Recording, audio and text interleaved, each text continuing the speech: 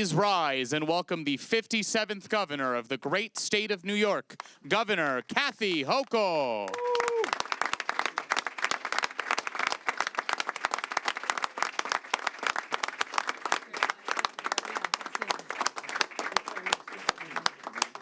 Everybody, welcome, Eddie. Good to see you. Good to see you. Thank you. Thank you, everybody. Appreciate everybody for being here. I'm going to speak first. Yes, you are. I'm going to introduce you. You are, of course you are. I don't have to introduce the governor anymore. So this is amazing. Hi, everyone. Welcome. I'm Stephen Grimaldi, the Executive Director of the New York Common Pantry. We are one of the many local boots-on-the-ground emergency food providers in the city. We're also a proud member of the Roundtable, Allies for Access, a coalition of 9 emergency providers with over 800 distribution sites across all 5 boroughs. We're collectively witnessing double-digit spikes in customer visits and growing pressures on staff, volunteers, and supply chains. The word is out that the SNAP cuts are coming, and the government shutdown is impacting the SNAP benefits starting Saturday. I want to thank Governor Kathy Hochul for coming here to pack pantry bags for hungry New Yorkers. Thank you. For drawing attention all week to the looming crisis. That should the federal government not act quickly, millions of New Yorkers will lose their SNAP benefits starting just 2 days from now. 79% of SNAP recipients are children, the elderly, or the disabled. As we heard from so many, as we'll hear from so many this morning, families are dependent on SNAP dollars to purchase groceries. SNAP provides 9 meals for every 1 meal that soup kitchens and food pantries provide. It is an essential program. According to the True Cost of Living report, 3 million New York City residents can't afford basic necessities, and there are 1.8 million SNAP recipients in our city alone.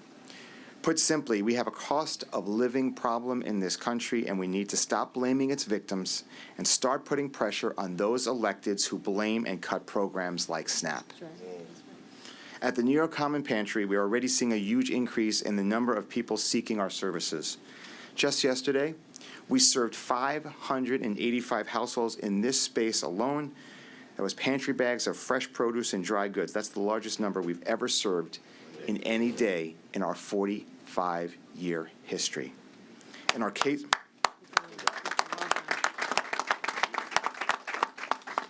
managers saw a 20% increase in the number of households that they enrolled in pantry services as compared to the same day last year. As more families need to rely on emergency food providers to fill the gap, food pantries and soup kitchens like New York Common Pantry and those in the Roundtable will need additional support so we can meet the increased need. So now I'm honored to introduce someone who's been the sounding alarm for our Washington legislators to act now to avert this crisis. Please welcome the 57th Governor of New York State, Kathy Hochul.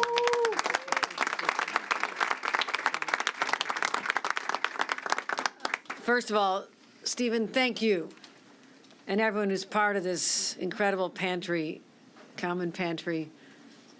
You're doing God's work here on earth, and all of you are angels. You are truly the angels. I'm not just saying that because I'm surrounded by clergy. I truly do feel that as I see all of you could be doing anything else with your lives when you've dedicated your time, your energy, your passion to others. And regardless of your faith, that's a unifying force, that we're all on this earth to lift up others, make their lives better, a little easier. And that's why in this time of crisis, we come together as a community, elected leaders, community activists, faith community. We have our Commissioner of Education here who's understanding the need to keep our little kids fed in our schools, Commissioner Rosa. So let's give her a round of applause as well. But, Stephen, thank you for everyone who's part of the Common Pantry. I want to thank Senator Serrano. You'll be hearing from him momentarily. This is his district, as well as Assemblymember Eddie Gibbs. They represent this district with such heart and passion. We also have, as I mentioned, some members of the clergy, but also Reverend Al Sharpton, who's putting a national spotlight on this issue, through his broadcast. Calling out the injustices in all the various platforms that he has. Also, Reverend Bernard, who's the pastor and CEO of the Christian Cultural Center, but he's also the head of our Interfaith Clergy Council. So I wanted to welcome him here today and thank him for inviting members of the Clergy Council. You'll also be hearing from Monsignor Kevin Sullivan, the Executive Director of Catholic Charities. We've worked closely together for most of my life as a young kid going around with my dad to collect money door to door for Catholic Charities, asking support for others. But also other members of government. Jordan Wright has joined us, Manny De Los Santos, Shauna Brew is here, Abreu. You'll also hear from other people affected. I mean, we think about the whole ecosystem of feeding people. Yes, there's the direct recipients, the families, the individuals who come here in person or have food brought to their homes. But also, if they're using SNAP benefits, they're going into a store, large, small bodegas, and they rely on that source of income from their customers. So there's an effect there when that money dries up. And where does a lot of that food come from? You know, we are an agricultural state. It doesn't feel like it when you're in Harlem, but we truly are. So there's a lot of upstate small farms, big farms. They're also affected by this. So the ripple effect just goes on and on and on.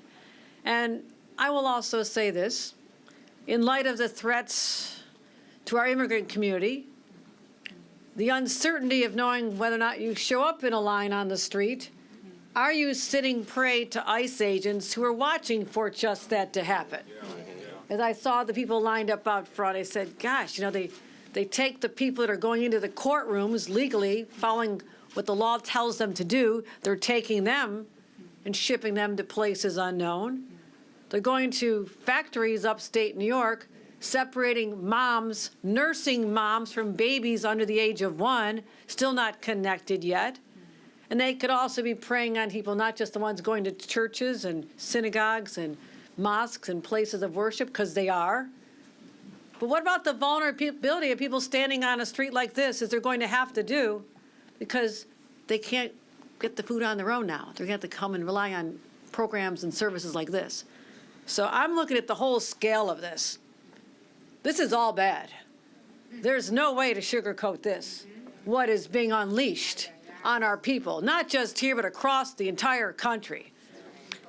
And I call this out because you were here in Harlem on Monday, talking about what we see coming. It's coming, it's coming, it's coming. There's still time to stop this. It doesn't have to be this way. Republicans in Washington, get off the plane from globetrotting over there around the rest of the world. Get back in your office, call in the leaders of the Republican Party, who, by the way, run the House, the Senate, and the White House. Get together and figure this out. And by the way, I feel like I'm bringing a lot of bad news here, but at the same time we're losing the SNAP benefits, people are going to be getting their health premiums, the notice of what they have to pay for health care. Now, I think a lot of people didn't know that what they're getting is heavily subsidized because of President Barack Obama and the Congress, and I was part of Congress. I lost my seat because I supported the Affordable Care Act, but it was the right thing to do. They're benefiting today from subsidies that were increased during the pandemic as well. So people started thinking, well, that must be the cost of health care. It's going to go up 40% for many, many families. They're going to get the notice this month. The sticker shock, when that comes in the mail or how they get their information, is going to just say, are you kidding me?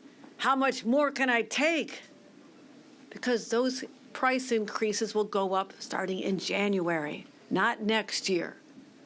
And I'm not going to mention all the people are losing Medicaid because of the big ugly bill that was passed this summer. So we got different pots going on. Some of the impact is because of the shutdown.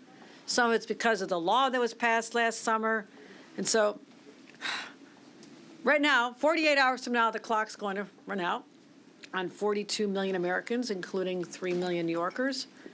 And apparently our cries for help, their cries for help, have fallen on deaf ears. Now, that's just not in a district like this.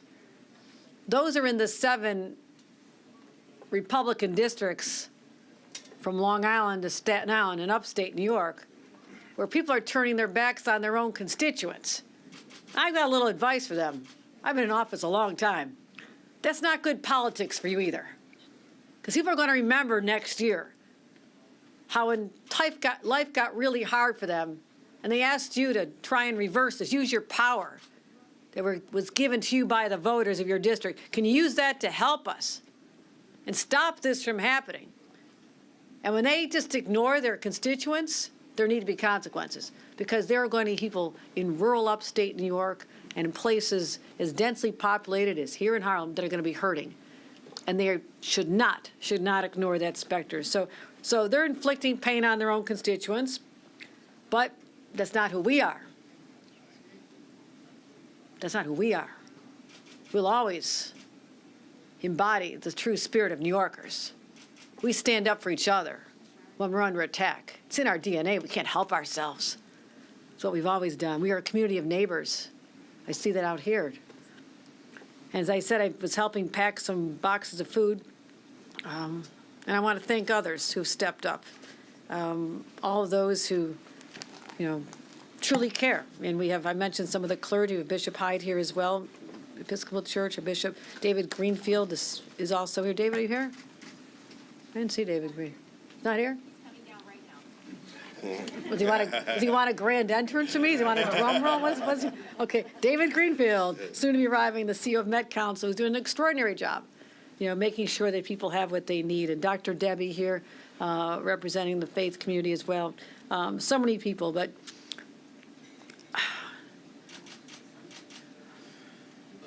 it's hard to think about this, because I was up there packing some proteins, some beans.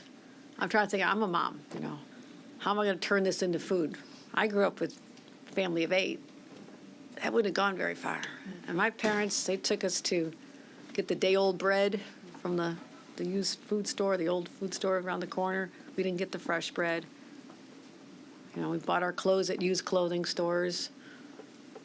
We bought it on layaway because we didn't have money. We weren't starving. I'm never going to exaggerate what we did. I mean, we ate. We had a lot of Spam. We had a lot of stuff out of cans, a lot of Hamburger Helper. But, I don't remember going to bed with my stomach growling. We were never that bad off. And there's people in our city, the state that I love and cherish, where that's happening. So moms thinking about little kids' stomachs growling or sitting in a classroom, Betty, that's hard to accept. And how can that happen in this great country? The most prosperous, wealthy countries in human history. How can we let that happen? How can we turn our back on people? 800,000 seniors, nearly 1 million kids. And this will be historic, because this is the first government shutdown in our history where they did not make an accommodation for food. Every other one, they said, we can make our political points, we can do this, we can do that, air traffic controllers, some flights are delayed. Okay, that's all painful and bad. But never before have they literally said, we're going to stop feeding Americans. So we're not going to be passive observers to this. I have to be honest. No state, including our own, can backfill the money, because I'm going to tell you a number. It's $650 million every month is what we get from the federal government, our people do, for SNAP programs. We can't backfill that, but we have some strategies. My team have been working around the clock to make sure that we can minimize the impacts, make sure that no one misses a meal. Last week, we just kicked off $11 million in emergency food relief. Monday, we fast-tracked $30 million in emergency food relief. But you know what? But I went back to my team and I said, that's not going to be enough. So that's why today I'm officially declaring an emergency. This is a food emergency. And I want to unleash every tool at our disposal to keep New Yorkers from going hungry. Here's what that means. In addition to the money I just mentioned, my team has secured an additional $65 million on top of that. The new emergency funding, bringing our total investment this week alone to $106 million. That'll provide over 56 million meals to help stock our food pantries and our distribution centers. Number two, I need more people. Stephen, you mentioned 500 families coming. Where's Stephen? Where's Stephen? Stephen, 585 families. You need more help? You need more people. So what I'm deploying is something we started, our Empire State Service Corps and our SUNY Civic Engagement Corps. I'm bringing in students. I'm bringing in students from all over the state to help out here. They'll be your frontline fighters. I'm bringing them right here, all over New York. Third, as I mentioned, our commissioner, we're continuing to find ways to utilize our schools as food hubs.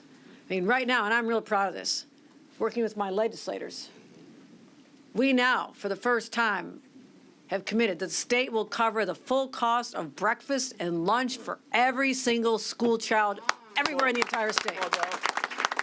Everywhere. But I'm thinking, what if we pack some extra sandwiches and they can take them home? Because that might be dinner. There might be a younger child, preschooler, who needs something before he or she goes to bed. So how do we figure that out? So we're working closely, and I want to commend again the commissioner for helping us with this. We're going to work it out. We're told that we're not going to be, you know, they're sending down nasty messages from Washington. Nasty. Like, you cannot use any state dollars and expect to get reimbursed after this shutdown is over. It's like, okay, that's kind of harsh, but we'll keep going. We're being told that we cannot send food home. Okay, I'm going to find an end run or some way to get around that one. And I'm thinking, I said, well, can we describe it as leftovers from lunch? Okay, it's not new food, it's leftovers. So we're working on it, but we're going to get this done, right, Betty? Let's get this done. I want to thank Betty Rosa so much for her help. And also, I'm setting up, people are not sure where to go. I mean, there are people who maybe need this help every week, and there's others who this is a very foreign world to. They don't even know where to go, right? So we have our Office of Temporary Disability Services will have a page of resources. So we will tell you where the closest food bank is. And it's newyork.gov/food assistance to learn more. And lastly, I just want to put this out there. This is a moment for our community to rise up and respond to something that can only be described as a moral crisis. Because I believe it's immoral for people to suffer, because Republicans will not unleash the food emergency funds that are sitting there. That's immoral. It's immoral for the government, the federal government of the most prosperous, wealthy nation on this earth, to allow children to go hungry and wake up even hungrier because you don't get full during the night. I believe it's immoral for our federal government not to pay the workers who are showing up every day and being forced to rely on others' generosity, as we hear federal workers, again, finding their way to food banks. And I believe it's immoral for individuals and families to have a safety net that they have counted on in their time of need, literally ripped away from them while Republicans play political games. So this is a morality question to me. So today is a call to action. Our philanthropies and frontline foods organizations need more help. And I want to thank some who are here. CEO of R4, Paul Breitenbach. Paul, raise your hand. Right here. Paul, thank you. Thank you. Paul is sending over 6 tons of food to New Yorkers this week. Thank you, Paul. Thank you. That is amazing. So that's a challenge to others. I'm putting out a challenge to New York because we have compassionate, good people. And I need your help. Yes, the young volunteers, the students, we'll bring them here. We'll put in more money. We'll help out there. But I need some big dollars to show up as well. I need those big volumes of food to show up as well. So every business can donate food or money. Every person can volunteer. Every place of worship, and many do already, can be a place of pickup or distribution. And every school can be a respite from the harshness of hunger. And if this shutdown drags on, and Republicans continue down this inhumane path, my team stands ready. I'll keep digging. I'll keep finding. We'll find a path forward. And I'll continue working with our great Attorney General, Tish James, and go to court, because we're suing on this one as well. We're in court on this one and any other challenges. So let me wrap up by saying this. The human cost of this shutdown is so real. It's not just a story you're seeing in the news. It is real. Real human beings are suffering. This Saturday, moms across the country might have to skip their own meals so their kids can eat. That's not in some story somewhere. That's reality. Seniors rationing what they have left in the cupboard because they know their SNAP benefits aren't going to be there. We also, as I mentioned, we've got the food supply system, our food pantries, mom and pop groceries, bodega owners, our farmers. We've been joined by Julia Van Loon, an independent distributor from our farms. You're going to hear from Julia, and you're going to hear from Ruben Luna, the owner of Key Food right here in Harlem, because they're also going to suffer. They're also going to feel the effects of this. And I'm going to say one more thing, because this really upsets me. You can tell I'm really upset. I mean, this is bad. This is bad. In September, the Department of Agriculture in Washington that oversees this, they put out a message saying that they'll be able to keep the food coming during the shutdown. That made us feel good. Okay, they understand. They had over $5 billion setting aside in emergency SNAP funds. They said they're green lighting the use of that money.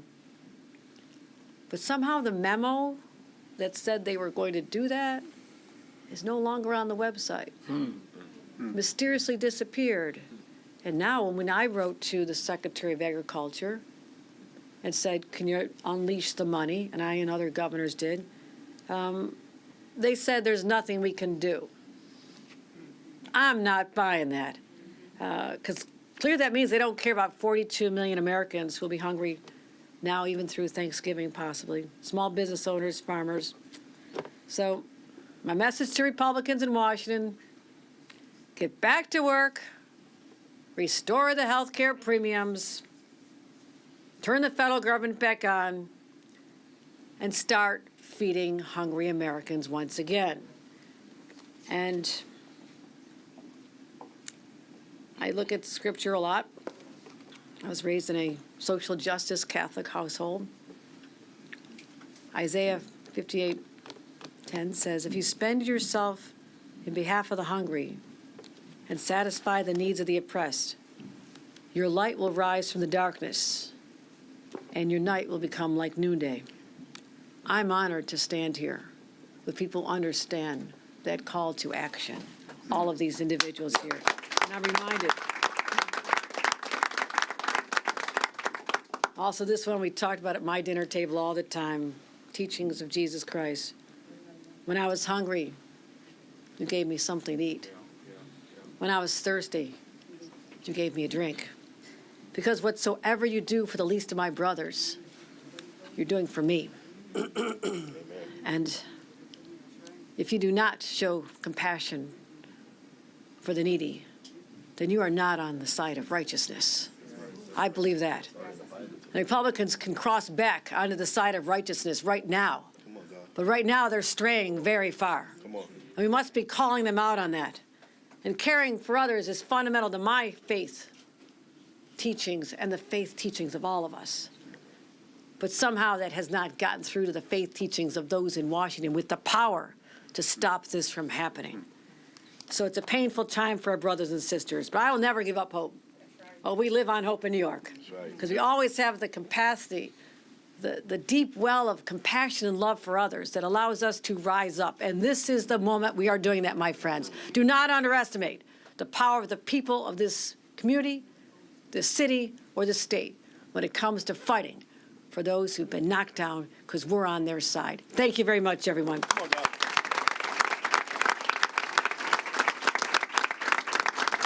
And gentlemen, please welcome State Senator Jose Serrano. I was going to say that. There you go. Thank you very much, Governor Hochul, and thank you for your tremendous leadership on this issue. My sincere thanks to New York Common Pantry for their many years of service to this community, and my colleagues in government, Eddie Gibbs, the Assembly member, Reverend Sharpton, and so many people here. Governor, your approach today really represents a very comprehensive approach to a really tragic issue that we're all dealing with here. I represent the 29th Senate District, which covers East Harlem and the South Bronx. These are two communities that have experienced the health disparities that come from food insecurity for generations. And this has had real impacts, economic impacts. It has really held back a community.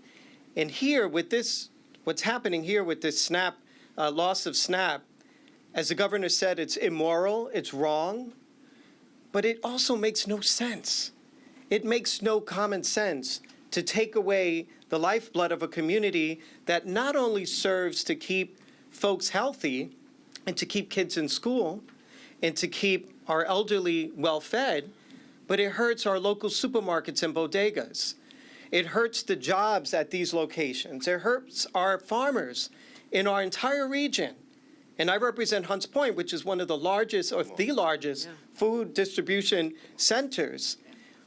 The impact along that line, it just makes no economic sense. So, of course, we believe wholeheartedly in the morality of the situation and what we have here in front of us. But let's not lose sight of the fact that the ripples that will come from a loss of SNAP will have a detrimental effect for a very, very long time. And with that, I would like to introduce my colleague in government, the Assembly member from East Harlem, who's been a fighter on issues like food insecurity for many years, Eddie Gibbs. Thank you. First and foremost, I never take off my Pittsburgh Steelers hat. But for my Common Pantry family, they always require that I wear a T-shirt or the hat when I'm coming in here. Good morning, guys. To the 57th governor, the first woman governor, the amazing Kathy Hochul, I thank you for coming to East Harlem, caring about our constituents, caring about food insecurity, caring about the community in the whole. You remind me of a big sister, of a mom, of an aunt who just come running every time we're in trouble, and you always deliver for us. Thank you. So I thank you. Times like today, we don't need politics. I even dare to say we don't need politicians. We need people-ticians, people who care about people. But we're not going to use this platform today to discuss that, because when you have the great Reverend Al Sharpton behind you, speaking behind you, you're excited to hear what thus says the Lord. So I'll be short this morning. And I just want to say, lovegov.com. Say it one more time with you guys, lovegov.com. Now, I know it's raining outside. We could do better than that. Lovegov.com. Thank you.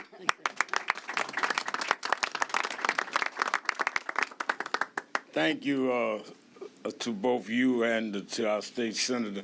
Let me say from the outset, I got a call several days ago from Bishop Matthew Hyde, who's standing here, the Episcopal bishop, saying, Rev, what are we going to do about the pending crisis with SNAP program? And Reverend Malcolm Bird, who's a pastor's a Mother Amy Zion here, and he's a COO of National Action Network, was in the office, and I said, well, we need to do something. And before I could get off the phone, Governor Hochul called, and she says, I want the moral leaders to stand up in this state and make this issue clear, because I'm getting ready to do something. I'm not going to talk about it. I'm going to do something about it. She said, but I want people to understand this is a moral issue. This is not a political issue.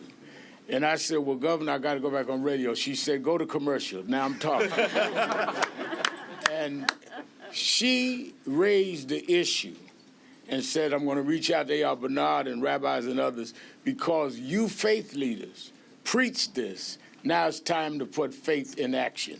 So what this governor's doing, and she was at $11 million then, she's gone up to $106 million. To see To see this governor in action is a moral challenge to those of us that claim to be represented in God. And it is a moral challenge to all of us. Let me be real clear. We're talking about we're 2 days away from people not knowing how they're going to feed their families. It's not whether it's Republican, Democrat, urban, or rural. We're talking about literally people putting food on the table. And anybody that can act like that's a side issue does not deserve to be not only in office, but they don't need to be a part of the human conversation. This state has a leader in Kathy Hochul that says, not here. How can you, 48 hours before a family loses the meager assistance they have, be worried about building a ballroom for $300 million? And she has to scrap up some money to feed people. And then those that act like people that are on these lines have done something wrong. I grew up in Brownsville on welfare. My mother was a domestic worker. That was the snap of that day. There is no joy in standing in line to get food. There's nothing to be proud of to say your family has a problem. So don't denigrate those that we've not uplifted.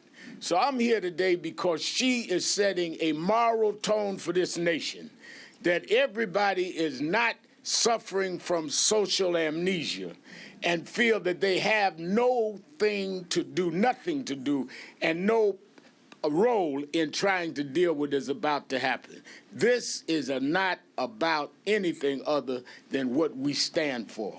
And that is our values, that is our principles. We can argue about other items, we can be divorced on various political situations, but we all must unite around the issue of feeding those that need it. We're talking about children. We're talking about babies. And they should not have to give their green card to be able to eat a meal in this country and in this city and in this state. So I think it's a salute to her leadership that you have some of our leading imams and leading rabbis, see Reverend Kevin Johnson, one of our leading Abyssinian Baptist Church, our leading pastor, all of us coming together. We may not agree on all of the same interpretation of scriptures, but all of them said you must feed the hungry, care for the outcast, care for the homeless. Otherwise, you can close your book and stop going up in front of any congregation and talk about morality when you see immorality and you turn your back. Thank you, God bless. Ladies and gentlemen, please welcome to the podium Ruben Luna. Good morning. Thank you, everyone. My name is Ruben Luna. I'm from the National Supermarket Association. Our association controls in the 5 boroughs about 80% of the food that's being sold in New York. I'm not here to think about how much money our company is going to be losing because of the cup of the snack. No, we're not here for that. Our worry is the family who's not going to be receiving food in the table for the children. I'm not here to please any political party. We can be in different political party, but we cannot disagree in the food in the table for our children.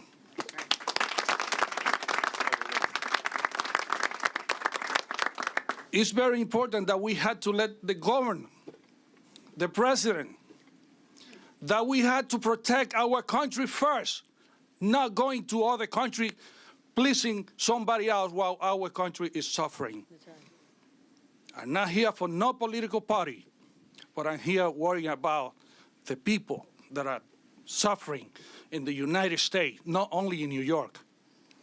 And we worry about, we have some visitors from the police in every supermarket that we have. We don't worry about anybody going to break. Our community is great. They work with us. They're good people. We don't worry that they're going to break tomorrow. We worry about the food of our children. I remember when I came to the United States in 1978, my mother used to take food stamps. I remember. My mother used to work in a factory in Alexander, cleaning. but she didn't have enough to support 12 children. She didn't have enough money to give us the food. Today, I'm a businessman, but I never forget where I'm coming from.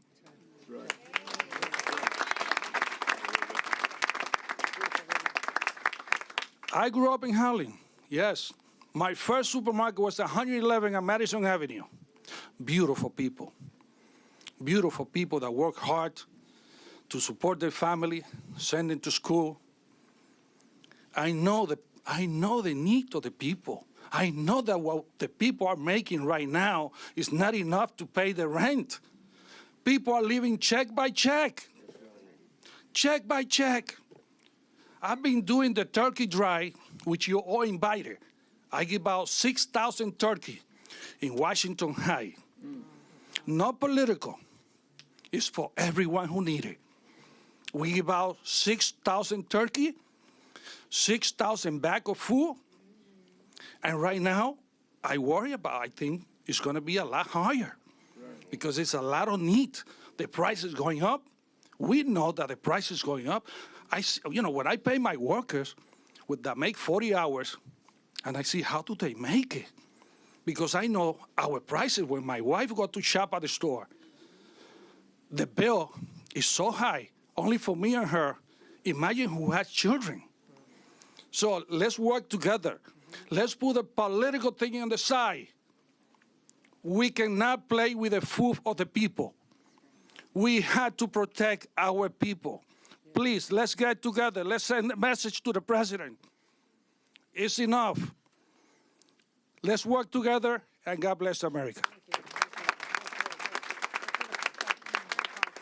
Ladies and gentlemen, please welcome to the podium Julia Van Loon.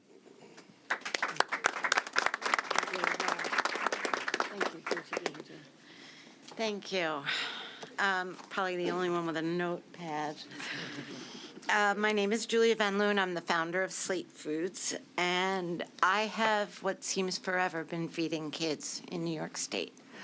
I am a New York grown and certified producer as well as distributor. I buy cattle in Cayuga County every week, 10 cows every Friday, and I turn that into nourishment for children. I distribute because I'm already going. So we are in all 5 corners of the state. I am up to Watertown, out to Southampton. And when I'm not producing, I'm in the kitchen cooking, teaching scratch cooking, because I really, really love what I do. Somebody was saying that I'm the largest beef producer in New York State. I'm going to have to bet that. I'm not so sure that's true, but I definitely do produce a lot. And I want to share a story of what happens when you lose these local connections. And programs like SNAP and Nourish. When the pandemic hit, I had about 250,000 pounds of frozen beef in a freezer on Long Island, OGS warehouse. And I looked at my husband and I was like, this is how it ends. We're done. The schools were closed. I had created all their orders for the spring, and then Nourish happened within weeks. I got a phone call from Long Island Cares, and he said, how much do you have? And I said, 250,000 pounds. And he said, I'll take it. I said, okay. And I said, but now what? We need more. This isn't over. So we started producing more. I called my farmers. They didn't send their cows to Cargill without the customers. They sold them to me. And so we kept producing. And what happened was, we did distribute every ounce of that 1,000 pounds of 250,000 pounds in a matter of weeks. And then we kept creating more and more products, and then we showed up. We started working at the food banks in the Bronx. I only live a few blocks south of here, so it was easy. I'd go to the Bronx and I'd help give out my products because they did need people to help. And it taught me something I'll never forget. When New York invests in its own food system, as you have done, thank you, it doesn't just fight hunger, it sustains the people who grow and deliver the food. So speaking for the farmer, it is a ripple, for sure. And that's why the conversation about SNAP matters so much. It's not only a lifeline for families, it's a market for our farms. Every SNAP dollar spent at a farmer's market or a grocery store sends revenue back into the fields, into the dairies, processing and distribution hubs. It's not a trickle of charity, it's about a ripple of stability. It's not a trickle down, but a ripple through. Not a charity, but collaboration, and not dependency, but dignity. And that's the true economy of nourishment. SNAP and Nourish work hand in hand. One keeps households secure, the other keeps farms and food flowing. But what happens when the customer disappears? Families can no longer afford to buy what farmers are growing. That food doesn't stay here. It enters into commodity markets, fair trade, fair price, and shipped out. So about $1 of revenue that I may make, I would say an 85 cents, even 90 cents sometimes, goes right back out into our economy. And if you're an accountant, you're probably saying, well, you're really in the wrong business, you know? But I'm a mission-based company. I'm not doing this for any reason other than the fact that I believe in feeding our own. There you go. That's great. Thank you. So I want to thank you, Governor Hochul, for protecting both our families and our farms. Nourish New York's not charity, and when you codified this program into law, you created one community in action. And New York invests in its own food system, and it will. And we can feed ourselves in every season through every storm. Beautiful. Thank you. Ladies and gentlemen, please welcome Reverend Dr. A.R. Bernard. Good morning. This is a strange position to be in, that we have to rally around servicing the most vulnerable in our society. Some of you in this room don't know what government peanut butter or government cheese is, Come on. or powdered eggs. Come on. Servicing the most vulnerable has been an American tradition. That's right. And the disruption of benefits, the delay of services raises more than economic concerns. It raises moral and ethical concerns about our values, about our policies, about our practices, about the America that we are becoming. I commend the governor for stepping up. And we all need to step up. We all need to step up and get out in front of this.